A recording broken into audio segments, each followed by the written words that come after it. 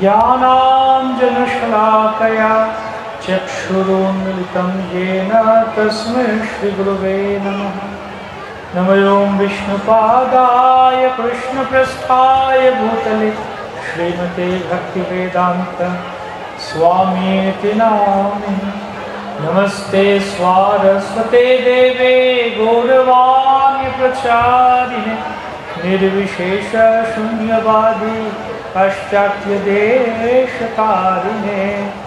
वंशाकल्पतरुभ्यश्च कृपा सिन्धुभ्यैव च पतितानां पावनेभ्यो वैष्णवेभ्यो नमो नमः। श्री कृष्ण चैतन्य प्रभु नित्यानंद श्री अद्वैत गदाधर शिवासदि गौर भक्तवृंद। हरे कृष्णा कृष्णा कृष्णा हरे हरे, हरे राम राम राम हरे हरे। नीलाचल निवासाय नित्याय परमात्मने बलभद्रं सुभद्राभ्यां जगन्नाथाय ते नमः। हरे कृष्णा। श्री जगन्नाथ बलदेव सुभद्रा महारानी की, रथयात्रा महोत्सव की। हरे कृष्णा। तो अत्यंत आनंदित आमी रथयात्रा उपलक्षे आपनादेर सम्मुखे उपस्थित होते पेरे। अवशेषे जगन्नाथेर कथा आपनारा गतकालकेও শুনেছেন, শ্রবণ করেছেন, আরও শ্রবণ করবেন। আজকে হয়তো একটু কম শুনবেন। জগন্নাথ হচ্ছেন ভগবানের একটি বিশেষ দয়ালু রূপ। আমরা চৈতন্য মহাপ্রভুর কথা শুনেছি, চৈতন্য মহাপ্রভুর কে দর্শন করেছি। মদন মোহন তনু গৌরাঙ্গ সুন্দর। চৈতন্য মহাপ্রভুকে ব্রজেন্দ্র নন্দন যেই শচীসুত হইল সেই বলরাম হইল নিতাই। স্বয়ং কৃষ্ণ, রাধা কৃষ্ণ নহে অন্য, স্বয়ং রাধা কৃষ্ণ চৈতন্য মহাপ্রভু রূপে এসছেন। কৃষ্ণ ভাবলেন যে আমার প্রতি প্রেম করে বা সেবা করে রাধারানী এবং গোপীরা কি এমন সুখ পান যে সুখটা আমি পাই না। এই জগতে আমরা কি দেখি, একজন ধনী মানুষের বাড়িতে চাকর আছে, ৫-১০টা চাকর চাকরানি আছে, ঠিক না? সে চাকর বাকর পুরো দিন খাটছে কেন? আমাদের প্রভু, আমাদের মালিক যেন খুশি থাকেন। রান্না করে দিচ্ছে, কাপড় কেচে দিচ্ছে, ঘর পরিষ্কার করে রাখছে, বাগান ঠিক করে রাখছে, সব কিছু করে রাখছে। গাড়ির ড্রাইভার গাড়ি চালাচ্ছে, সিকিউরিটি দারোয়ান। তো চাকরেরা মালিকের সেবা করছে যেন মালিক খুশি হন, সুখী হন। তো এখানে সুখী কে হচ্ছে? মালিক সুখী হচ্ছে। আর কষ্ট কে পাচ্ছে? চাকর কষ্ট করে সেবা করছে, কাজ করছে। তো এই জড়জগতে যে সেবা করে তার কষ্ট হয়, আর যে সেবা গ্রহণ করে তার সুখ হয়, আনন্দ হয়। কিন্তু আধ্যাত্মিক জগতে উল্টো, যে সেবা করে সে আনন্দ পায়, আর যাকে সেবা দেয়া হয়, যিনি সেবা গ্রহণ করেন, তিনি ভাবছেন আরে আমার থেকে এরা আনন্দ পাচ্ছে কেমন করে। তো কৃষ্ণ ভাবলেন যে আমার সেবা করে, আমার ভক্তি করে, আমার প্রেম করে রাধারানী এবং গোপীরা কি এমন আনন্দ পাচ্ছে সেটি আমি পরীক্ষা করে দেখব। তো সেজন্য তিনি রাধারানীর ভাব, রাধারানীর হৃদয় চুরি করে নিয়ে এসেছেন। ইনি হচ্ছেন চৈতন্য মহাপ্রভু। তাই ভগবানের বিরহে ভক্তের ভাব, অর্থাৎ কৃষ্ণ বিরহে রাধারানীর যে ভাব, গোপীদের যে ভাব হয়েছিল, খুব খুব করুণ ভাব হয়েছিল। কোথা কৃষ্ণ, কোথা কৃষ্ণ, কৃষ্ণ বিরহে, সেই ভাবটা হচ্ছেন, সেই রূপটা হচ্ছেন চৈতন্য মহাপ্রভু। ঠিক আছে?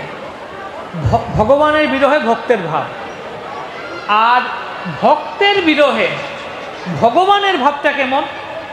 কৃষ্ণ যে রাধারানী এবং গোপীদের থেকে দূরে চলে গেছেন মথুরাতে, দ্বারকাতে, তিনি কি খুশি আছেন, সুখে আছেন? যে না, সুখে রাজ প্রসাদে আরামে আছি। উনি কেমন আছেন? গোপীদের বিরহে কৃষ্ণের ভাবটা কেমন? সেই রূপটা হচ্ছে জগন্নাথ। গোপীদের বিরহে, রাধারানীর বিরহে এমন বিরহ ভাব, প্রেমের বিকার, চোখ দুটি বড় হয়ে গেছে, হাত সংকুচিত হয়ে গেছে, মুখ বড় হয়ে গেছে, এমন একটা ভাব, এমন একটি রূপ জগন্নাথ। রথযাত্রা এমন একটি উৎসব যেখানে ভগবানের দুটি রূপ স্বয়ং মহাপ্রভু, স্বয়ং কৃষ্ণ এবং জগন্নাথ স্বয়ং কৃষ্ণ, এই দুই রূপে ভগবান লীলা করছেন। এক রূপে তিনি ভক্ত, আরেক রূপে তিনি ভগবান। যখন রথের সামনে সামনে মহাপ্রভু নৃত্য করে করে যাচ্ছেন, রথ এগিয়ে যাচ্ছে, জগন্নাথ খুবই খুশি, আনন্দিত। যখন মহাপ্রভু নৃত্য করতে করতে রথের পেছনে চলে গেছেন, জগন্নাথ আর মহাপ্রভুকে দেখতে পাচ্ছেন না, রথ থেমে গেছে। সবাই টানছে, জোরে জোরে টানছে, পান্ডারা টানছে, জোরে জোরে, রথ যাচ্ছে না। তখন মহাপ্রভু আবার সামনে এলেন, আবার রথ যেতে শুরু করলো।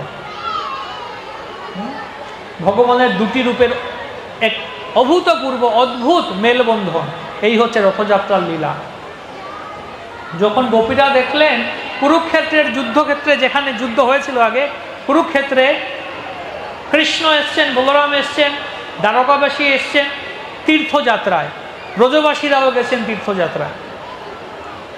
যখন গোপীরা দেখলেন কৃষ্ণকে দ্বারকাধীশ বেশ, দ্বারকাধীশ বেশে আছেন তিনি, মাথায় মুকুট, স্বর্ণ অলঙ্কার, আভূষণ, বস্ত্র অলঙ্কারে সুসজ্জিত হয়ে আছেন, রাধারানী এবং গোপীরা খুশি হলেন না। তারা কৃষ্ণকে সেই গোপীনাথ ব্রজ বেশে দর্শন করতে চেয়েছেন। রাখাল রাজা, রাখাল বেশে, নটবর রূপে, বনফুলের মালায় সুসজ্জিত রূপে, ময়ূর পাখায় সুসজ্জিত বনফুলের মালায় একজন গোপ বেশে দর্শন করতে চেয়েছিলেন। তখন রাধারানী আর গোপীরা কৃষ্ণকে রথে চাপিয়ে টানতে শুরু করলেন, রথকে নিয়ে আমরা এবার বৃন্দাবনে যাব। এই হচ্ছে ভাব। তাই যখন আমরা রথযাত্রার অনুষ্ঠানে আসি, আমরা রাধারানীর সেবা করছি, রাধারানীকে সাহায্য করছি কৃষ্ণকে বৃন্দাবনে নিয়ে যেতে। এই হচ্ছে গুন্ডিচা মন্দির, এই হচ্ছে বৃন্দাবন, যেখানে কৃষ্ণ 7 দিন থাকবেন। জগন্নাথ গুন্ডিচা দেবীকে আশীর্বাদ দিয়েছেন, বর দিয়েছেন যে আমি বৎসরে 7 দিন এই গুন্ডিচা মন্দিরে থাকব। যদি কেউ 10 বছর জগন্নাথ মন্দিরে নীলাচলে গিয়ে জগন্নাথ মন্দিরে জগন্নাথকে দর্শন করে যে ফল পাবে, এই গুন্ডিচা মন্দিরে একদিন একবার দর্শন করলে সেই ফল পাওয়া যায়। আর দিনের বেলা দর্শন করলে যে ফল পাওয়া যায়, রাতে দর্শন করলে তার থেকে আরো অধিক গুণ ফল পাওয়া যায়। এই হচ্ছে গুন্ডিচা, ভগবানের লীলা চলছে। কদিন হলো, গতকালকে পরশুদিন রথ ছিল, আজকে 2 নম্বর, তৃতীয় দিন, পঞ্চম দিন হেরা পঞ্চমী, লক্ষ্মী দেবী আসবেন, তার দল বল নিয়ে জগন্নাথের উপর খেপে যাবেন, সবকিছু ভেঙে চুরে দেবেন। অদ্ভুত লীলা। মহাপ্রভু ভক্তদেরকে নিয়ে জগন্নাথপুরীতে আসেন, দর্শন করছেন, কত সুন্দর জগন্নাথের লীলা। লক্ষ্মী দেবী আসছেন, ভেঙে দিচ্ছেন, লক্ষ্মী দেবীর দল আর জগন্নাথের দল ঝগড়া চলছে, যুদ্ধ চলছে, মারামারি চলছে, কথা কাটাকাটি, কথার লড়াই চলছে। এমন সুন্দর জগন্নাথের এত অদ্ভুত, এত সুন্দর মিষ্টি লীলা। আমরা সৌভাগ্যবান যে এই লীলাগুলি দর্শন করতে পারছি। জগন্নাথ আমাদেরকে দর্শন দিচ্ছেন। কি আছে আমাদের কাছে? কি নিয়ে গর্ব করতে পারি আমরা? কি নিয়ে গর্ব করব? কি নিয়ে অহংকার করব? কি আছে আমাদের কাছে? কিছুই নেই। এই যে শরীর পেয়েছি, যাকে বলা হয় দুঃখালয়, জড়জগৎটাই দুঃখালয়, এই জড় দেহটাও দুঃখালয়। ছুটির দিন, আজকে রবিবার, একটু আরামসে ঘুমোবো, নাকি সবাই মনে করছে ঘুমোবো?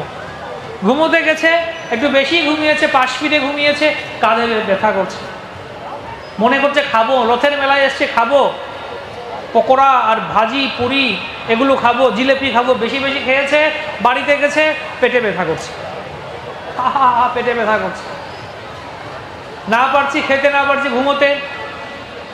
তাই আমাদেরকে যতটুকু কৌটা দিয়েছেন, আমাদের জন্য বরাদ্দ দেয়া হয়েছে, কতটুকু সুখ পাবো আমরা এই জগতে নির্ধারিত করে দেয়া আছে, কতটুকু দুঃখ পাবো আমরা এই জগতে নির্ধারিত করে দেয়া আছে। আপনি এর থেকে এক মাত্রা বেশি করতে পারবেন না, না সুখ না দুঃখ। মুম্বাইতে আমি কিছুদিন গত সপ্তাহে মুম্বাই ছিলাম। মুম্বাইতে আমাদের অনেকগুলো মন্দির আছে, ইস্কনের মন্দির আছে, ইস্কন জুহু, ইস্কন চৌপাটি মন্দির আছে। তো যখন ইস্কন চৌপাটি মন্দিরে যাবেন, সাউথ মুম্বাইয়ের খুব আভিজাত্যপূর্ণ এলাকা, তো সেখানে আমাদের ভারতের সবথেকে বড় ধনী মুকেশ আম্বানি মহাশয়ের বাড়ি আছে। ওই বাড়ির সামনে দিয়ে যাই আমরা আমাদের মন্দিরে যেতে গেলে, তো বলছে এটা হচ্ছে বিশ্বের সবথেকে বিলাসবহুল ব্যয়বহুল বাড়ি।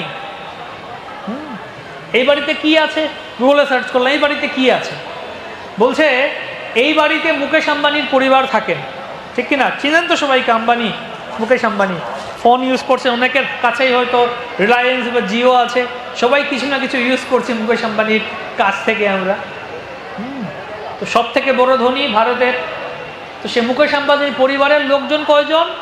8-10 জন। 6 উনি, ওনার স্ত্রী, ওনার 2 ছেলে, পুত্রবধূ, তাদের বাচ্চা কাচ্চা মিলে 8-10 জন মনে করুন আছে, 10 জন মনে করুন, পরিবারের সবাই মিলে আছে। ওনার পরিবারের লোক, মুকেশ আম্বানির পরিবার ওই বাড়িতে থাকেন। আর ওই বাড়ির দেখাশোনা করার জন্য চাকর বাকর কতজন আছেন? মাত্র 600 জন আছেন। বাড়িকে দেখাশোনা করার জন্য 600 জন লোক আছে। দারোয়ান, কেয়ারটেকার, টেকার, সিকিউরিটি গার্ড, রাঁধুনি, মালি, সব কিছু যা যা আছে 600 জন লোক আছে। মুকেশ আম্বানির ড্রাইভারের যা বেতন 2 লক্ষ টাকা না, কত রুটি যে তৈরি করে ওই বাড়িতে, দিনে কত রুটি তৈরি হয় সবার জন্য খাবার, যে রুটি তৈরি করে রাঁধুনি, তার বেতন নাকি 2 লক্ষ টাকা, এরকম শুনেছি। হেলিকপ্টার নামবে, তারপর সেখানে গাড়ি পার্কিংয়ের জন্য কয়েকটা তলা আছে, এত কিছু আছে মুকেশ আম্বানির বাড়িতে। তো আমি সার্চ করে দেখছিলাম। এখন মুকেশ আম্বানি যদি মনে করেন যে ঠিক আছে আমি ভারতের সব থেকে বড় ধনী, বিশ্বের অনেক বা প্রথম শ্রেণীর ধনীদের মধ্যে একজন, আমি মুকেশ আম্বানি, খেতে বসলে আমি কটা রুটি খাবো? আমি একসাথে 100টা রুটি খাবো। খেতে পারবেন? কেন পারবেন না? মুকেশ আম্বানি সব থেকে বড় ধনী। আমি আপনি যদি 2টো বা 3টে রুটি খাই, উনি 100টা খেলে সমস্যা কোথায়? মুকেশ আম্বানি না? আমি আপনি যদি 6 ঘন্টা ঘুমাই, উনি বললে আমি 15 ঘন্টা ঘুমাবো, ঘুমোতে পারবে? হয়তো নরম বিছানায় ঘুমাবে, কিন্তু ওই ঘুম আসবেই না, টেনশনে চিন্তায় ঘুমের ওষুধ খেতে হবে। তো এই জগতে কতটুকু সুখ কতটুকু দুঃখ পাবো সব ভগবান স্থির করে দিয়েছেন, কি নিয়ে গর্ব করব?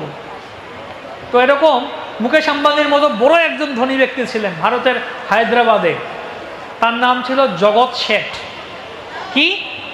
জগৎ শেঠ। অনেক বছর আগের কথা, অনেক কাল আগের কথা। জগৎ শেঠ, সে জগৎ শেঠ একবার জগন্নাথপুরীতে এসছেন জগন্নাথ দর্শন করতে। উনি ভক্ত ছিলেন, জগন্নাথের ভক্ত ছিলেন, জগন্নাথের কাছে এসছেন জগন্নাথ দর্শন করবেন। দর্শন করে একটা মনের মধ্যে তার একটা চিন্তা এলো। উনি পূজারী পান্ডাকে বললেন যে আমি 1 লক্ষ টাকা দেব, আমি জগন্নাথের ভোগের জন্য 1 লক্ষ টাকা দেব, কিন্তু একটা শর্ত আছে। কি শর্ত? এই 1 লক্ষ টাকা দিয়ে ভোগ একদিনের মধ্যেই দিতে হবে। এই 1 লক্ষ টাকার ভোগ একদিনে দিতে হবে জগন্নাথকে। তা আজকাল দিনে 2025 সালে এটা বড় কিছু না, 1 লক্ষ টাকার ভোগ দেওয়া যাবে ভগবানকে, ঠিক কিনা? কিন্তু ওই সময়কার সময় যখন দুধের লিটার ছিল 4 পয়সা এবং ঘি 1 লিটার ঘি ছিল 50 পয়সা, 50 পয়সা, 1 টাকাও না, 50 পয়সায় পুরো 1 লিটার ঘি পাওয়া যেত ওই সময়কার সময়। তখন বলছেন যে আমি 1 লক্ষ টাকা দেব, কিন্তু শর্ত হচ্ছে ভগবানকে, জগন্নাথকে একদিনের মধ্যে সব ভোগ দিয়ে সব টাকা একদিনে শেষ করতে হবে। পান্ডারা, পূজারীরা পড়েছেন বিপদে, বলছে এটা কেমন করে সম্ভব? কি দেব? জগন্নাথের প্রিয় হচ্ছে মাখন মিশ্রি বলা হয়, চিনি মাখন, মাখন মিষ্টি জগন্নাথের খুব প্রিয়, কিন্তু কত আর মাখন মিষ্টি খাওয়াবো? হ্যাঁ, 1 লক্ষ টাকার মাখন মিষ্টি, বুঝতে পারছেন ওই সময়কার সময় কত আর দেব? তো তখন তারা বললেন যে এক কাজ করুন, আপনি 1 লক্ষ টাকা দিন, আমরা প্রতিদিন আপনার নামে ভগবানের কাছে ভোগ দেবো, যতদিন শেষ না হচ্ছে ততদিন। বলো না, একদিনে শেষ করতে হবে, এই হচ্ছে শর্ত, শেষ করতে হবে একদিনে। তো কি করা যায়? এটা তো এক ধরনের একটা চ্যালেঞ্জ করে বসেছেন, দেখি তোমরা করো। তো জগন্নাথের কাছে গিয়ে প্রার্থনা করছেন সেই পান্ডা পূজারীরা, প্রধান পূজারী, যে হে প্রভু, এত বড় একটা ব্যাপার, আপনাকে চ্যালেঞ্জ করা হচ্ছে এখানে যে 1 লক্ষ টাকার ভোগ নাকি আপনি খেতে পারবেন না, আপনিই বলুন আপনি কি খেতে চান। প্রার্থনা করছেন। তো সেদিন রাতে জগন্নাথ স্বপ্নে এসে বলছেন যে পূজারীকে, কি হয়েছে? পূজারী বলছেন যে প্রভু এই হচ্ছে ব্যাপার, 1 লক্ষ টাকার ভোগ দেবে, আবার একদিনের মধ্যে শেষ করতে হবে। বলছেন ঠিক আছে দাও। বলে কি দেবো আপনাকে? বলে ভোগ তো পরের কথা, তাকে বলো আমাকে একটা পান খাওয়াতে, আগে একটা পান খাওয়াক, পান তো খাওয়াক, পান খাওয়ার পরে বলবো কি ভোগ দেবে আমাকে। বলে পান? 1 লক্ষ টাকার পান কি খাবেন আপনি? পান। তো বলতে শোনো আমার কথা, সে জগৎ শেঠকে বলো আমাকে যেন একটা পান খাওয়ায়, ভোগ দে, পান ভোগ, তবে এটা যেন তেন পান নয়। আমি তো ডেইলি অন্য পান খাই, চুন দিয়ে পান তো খাই আমরা নাকি, কিন্তু আজকে বলো তাকে, বা তাকে বলো এমন একটা পান দিলে সেখানে চুন থাকবে না, চুনের বদলে গজমতি চূর্ণ থাকবে। গজমতি মানে কি? হাতির মাথায় মতি হয়, তাও সব হাতির মাথায় নয়, পুরুষ হাতি, তাও সব পুরুষ হাতির মাথায় নয়। যে পুরুষ হাতি ব্রহ্মচর্য পালন করবে, হাতি খুব কামুক হয়, হাতি না খুব কামুক হয়, কিন্তু যে হাতি ব্রহ্মচর্য পালন করে তার মাথায়, তার বীর্য মাথায় গিয়ে একটা মতি তৈরি করে। তাই সব হাতির মাথায় সব পুরুষ হাতির মাথায় মতি হয় না। কদাচিৎ লক্ষ লক্ষ হাতির মধ্যে একটা থাকতে পারে যার মাথায় মতি আছে। তো বলছেন যাও তাকে বলো গিয়ে গজমতি দিয়ে আমাকে পান বানিয়ে খাওয়াতে। যখন সেই পূজারি গিয়ে বলল সেই কথা, সে জগৎ শেঠের মাথায় হাত, বলছে এটা কি? তখন সেই জগৎ শেঠ জগন্নাথের সামনে এলো, 1 লক্ষ টাকা রাখলো এবং প্রণাম করে প্রার্থনা করে বলতে লাগলো, হে প্রভু আমাকে ক্ষমা করুন, আমি আপনাকে চ্যালেঞ্জ করে বসেছি, আমি গর্ব করে চ্যালেঞ্জ করেছিলাম আপনাকে, আপনি আমার গর্ব চূর্ণ করে দিয়েছেন। আমি 1 লক্ষ টাকা কেন, আমি ব্রহ্মাণ্ডের সমস্ত সম্পত্তি আনলেও যে আপনাকে গজমতি দিয়ে পান খাওয়াতে পারবো কিনা জানি না। এই ভগবানের সাথে চালাকি নয়, ঠিক কিনা? কিসের গর্ব করতে পারি আমরা? আমার এই আছে, আমার ওই আছে। ভগবান ভক্তির বশ, ধনজন পাণ্ডিত্যে কৃষ্ণ নাহি পাই, কেবল ভক্তির বশ চৈতন্য গোসাই। ভক্তির বশ। দুর্যোধন ভগবানকে বলেছিল আপনি আসুন আমার বাড়িতে, রাজভোগ খাওয়াবো আপনাকে। ভগবান জাননি সেখানে, উল্টো ভগবান বিদুরের বাড়িতে গেলেন যেখানে কলা ছাড়িয়ে কলার খোসা খেতে দিয়েছে। এত প্রেম, ভুলে গেছে কি খাওয়াচ্ছে, কলার খোসা দিয়েছে তাই খাচ্ছেন ভগবান। এই হচ্ছে ভগবানের রাজকীয় রাজবেশে ভগবান জগন্নাথ আছেন, কিন্তু আবার তিনি একজন হতদরিদ্র ভক্তের ভোগ গ্রহণ করছেন। আরেকজন ভক্ত ছিলেন জগন্নাথ পুরীতে, তার নাম ছিল, তিনি বয়স্ক একজন মাতাজি ছিলেন, নাম ছিল লান্ডি মাতা। খুব অন্তরঙ্গ ভক্ত, জগন্নাথের খুবই প্রিয় ভক্ত, জগন্নাথের প্রতি খুব ঐকান্তিক ভক্তি তার হৃদয়ে আছে, বয়স্ক মহিলা। তো তিনি জগন্নাথকে তার পুত্র বলে মনে করতেন, আমার পুত্র, আমার ছেলে।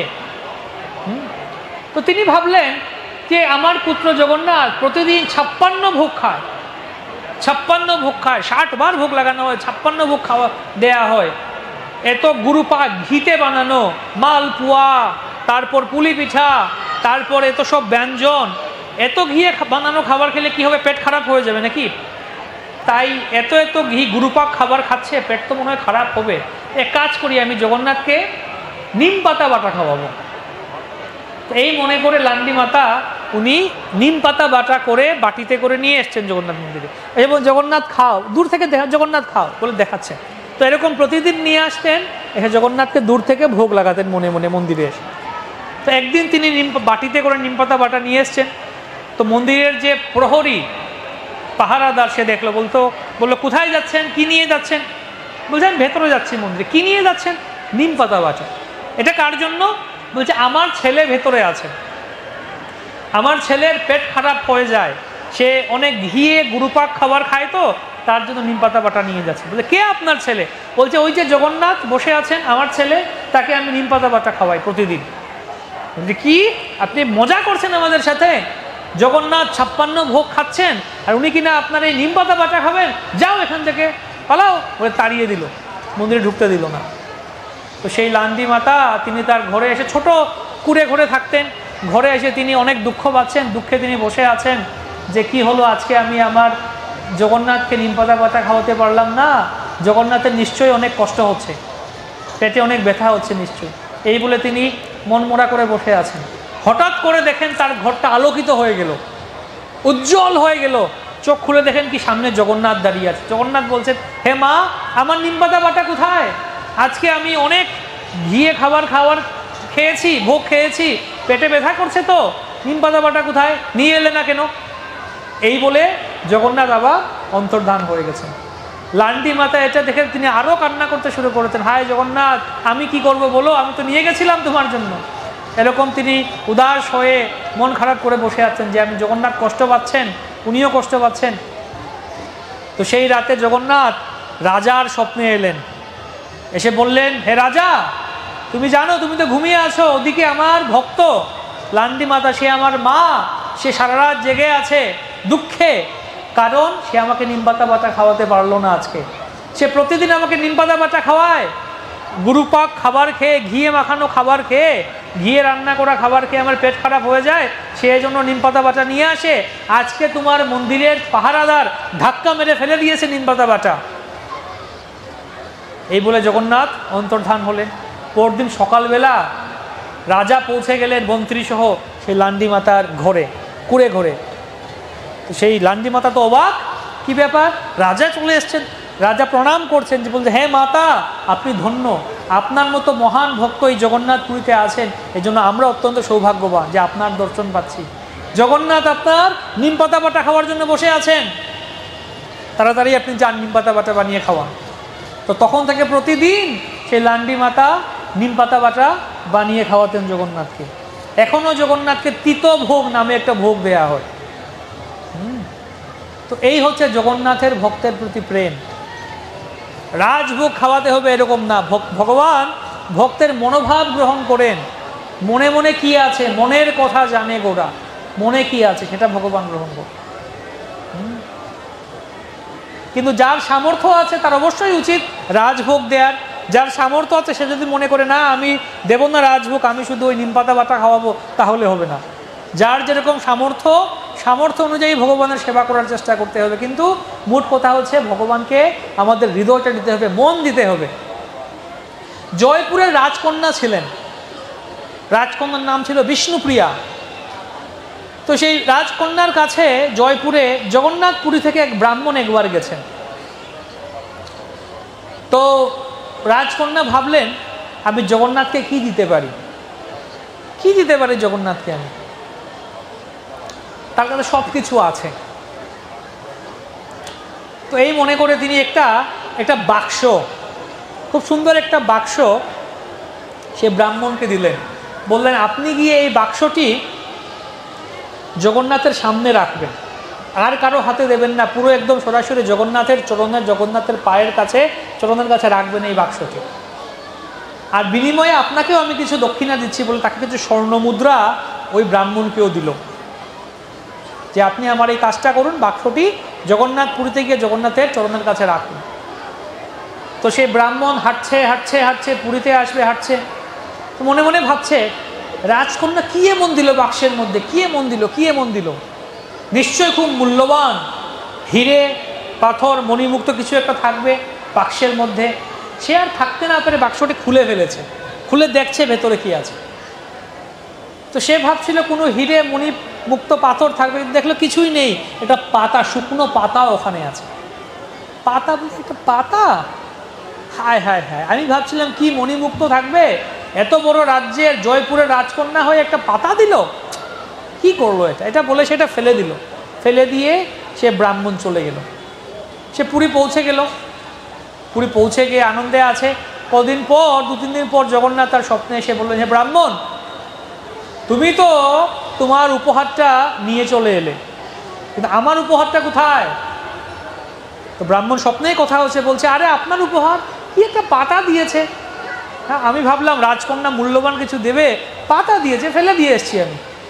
বলছে, না, এটা সাধারণ পাতা নয়, তুমি যাও গিয়ে মন্দিরে দেখো ওটা কোথায় আছে। এই পাতাটি আমার কাছে এসছে, যখন তুমি ফেলে দিয়েছিলে আমি এটি তুলে এনেছি। তো ব্রাহ্মণ গিয়ে দেখলো ঠিক জগন্নাথের চরণের কাছে সেই পাতাটি রাখা আছে। সে পাতা নিয়ে দেখলো, পাতায় লেখা আছে, রাজকন্যা লিখছেন একটা মন্ত্র শ্লোক লিখেছেন এবং বলছেন জগন্নাথকে যে, হে জগন্নাথ, আপনার কাছে তো সব কিছুই আছে, আমি কী বা আপনাকে দিতে পারি। তা আমি ভাবলাম আপনাকে এমন কিছু দেই যা আপনার কাছে নেই। তো এমন কি আছে যা আপনার কাছে নেই? টাকা পয়সা, ধন সম্পদ, হিরে মণিমুক্ত সব আপনার কাছে আছে, এমন কি যা আপনার কাছে নেই?